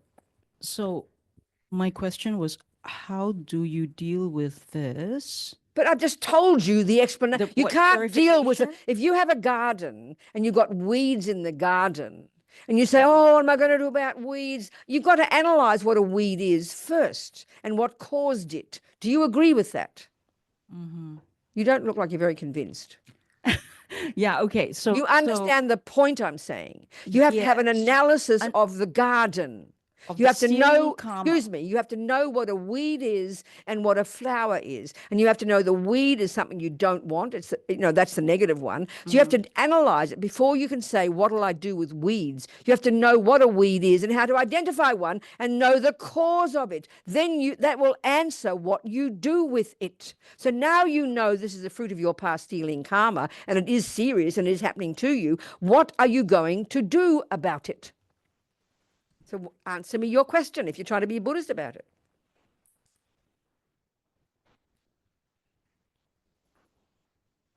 Purify it. That's one thing. Yeah. But if you can change it, try. If you can get Mr. Trump to change his mind, like Mr. Apple has, he's now taken the tariffs off all the computers and the phones. Yeah. So then, and this is the thing where you talk about where you do purification. Have you ever heard of purification of karma? He taught you that, has he? Then by changing your karma, by purifying it, you might suddenly realize your products haven't been tariffed. If you can change it, try. But if you don't know that's caused by your karma, you won't know how to change it. Yeah. Are we communicating? Okay. So instead of having fear and panic and not fair and poor me, you know you caused it. So you own this weed in your life. You don't blame someone else for it. You own it. And that already shifts everything and makes you stronger and clearer. And you do your purification. You clean up your act. You clean up, you do your four opponent powers. You regret stealing in the past. You have compassion for Mr. Trump and everybody else. You purify it and you vow never to do again. Don't be surprised. That already shifts things. And if you can change his mind or change your business, one or the other, go into the computer business where there's no tariffs. Are we communicating? Yes, yes, Are you sure? yes. Good, darling. Anybody else before we go home? Are we communicating, people? This is not an easy way to live life. We don't think this way. Even though we're all good Buddhists, we forget. Do you understand? Because having the view of karma makes you strong and clear, not panic-stricken. Because the usual one is, oh my God, why is this happening? We have a panic. When you know why, you can handle it. That's what wisdom is. This is the first level of wisdom. It's enough, isn't it? Should we stop? Yes? Okay. What happened to Bay? She disappeared. She ran away. Do your thing, Bay. So we finish, everybody. So we think if there's any use today, all this shouting and yelling, if you've got something, I'm sorry. I always vow I'll stop doing it, but I haven't yet. My vow hasn't worked.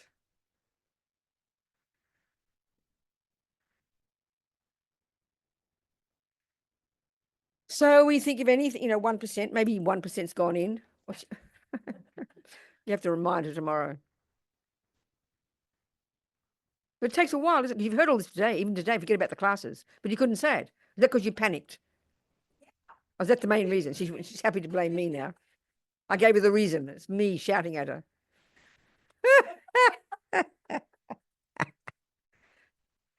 Okay. So we think anything that has made sense, anything that we think is useful, even if it's 1%, it's gone in. One of the things that's very helpful about the mind in Buddhism is everything we ever hear, see, taste, touch, smell, or think about doesn't go astray. It's stored in our memory. That's why we can have clairvoyance. So even though we've forgotten 99% of it, it's still there. It's accessible. So be happy about that.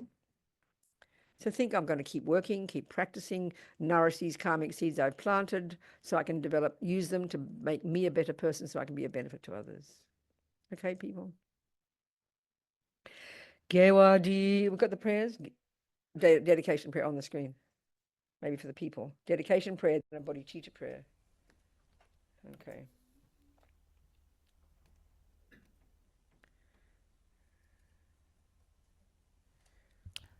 We do a Thanksgiving mandala.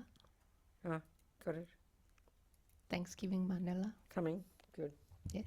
There we go. Thanksgiving mandala. So we do the mandala. Good. Do the mandala. Go on. Do the mandala. Okay. So let's think we're going to offer a mandala to thank for the teaching. Say it in English, okay? Okay. This Go. ground anointed with perfume, strewn with flowers, adorned with Mount Meru, 4 continents, the sun and the moon. I imagine this as a Buddha field and offer it. May all May living all living beings beings enjoy this this pure pure land. land. May my venerable Lama May live, be be firm, live, be firm. May his White divine all their actions white spread divine in the actions 10 in the 10 directions. directions, and may May the the torch of the teachings of Losang always remain, dispelling the darkness of all beings in the three realms. And we imagine the Buddha very Idam. happily accepts our offering. Idam Guru Ratnamandala Ratnamandala Kamniriyata Kamniriyata Yami. Yami. Now we sing these together. We say the words. So due to the the merits, merits. merits just is a word that refers to the virtuous karmic seeds we've popped into our mind, virtuous thoughts, okay? Due to all this virtue of these actions of listening to the teachings, may we quickly attain the state of a Buddha and lead all living beings without exception into that enlightened state. So this one, may this precious jewel, bodhicitta, this amazing, it's not the same as compassion. Bodhicitta is the culmination of compassion, and it's this amazing aspiration to only want to benefit others. It's where this paradigm shift in the mind has occurred when you've got it, when only others are in your mind. This is a long-term result, you know. So may this precious bodhicitta that has not arisen in the minds of others arise and grow, and may that which has arisen in the minds of others not diminish, but increase more and more.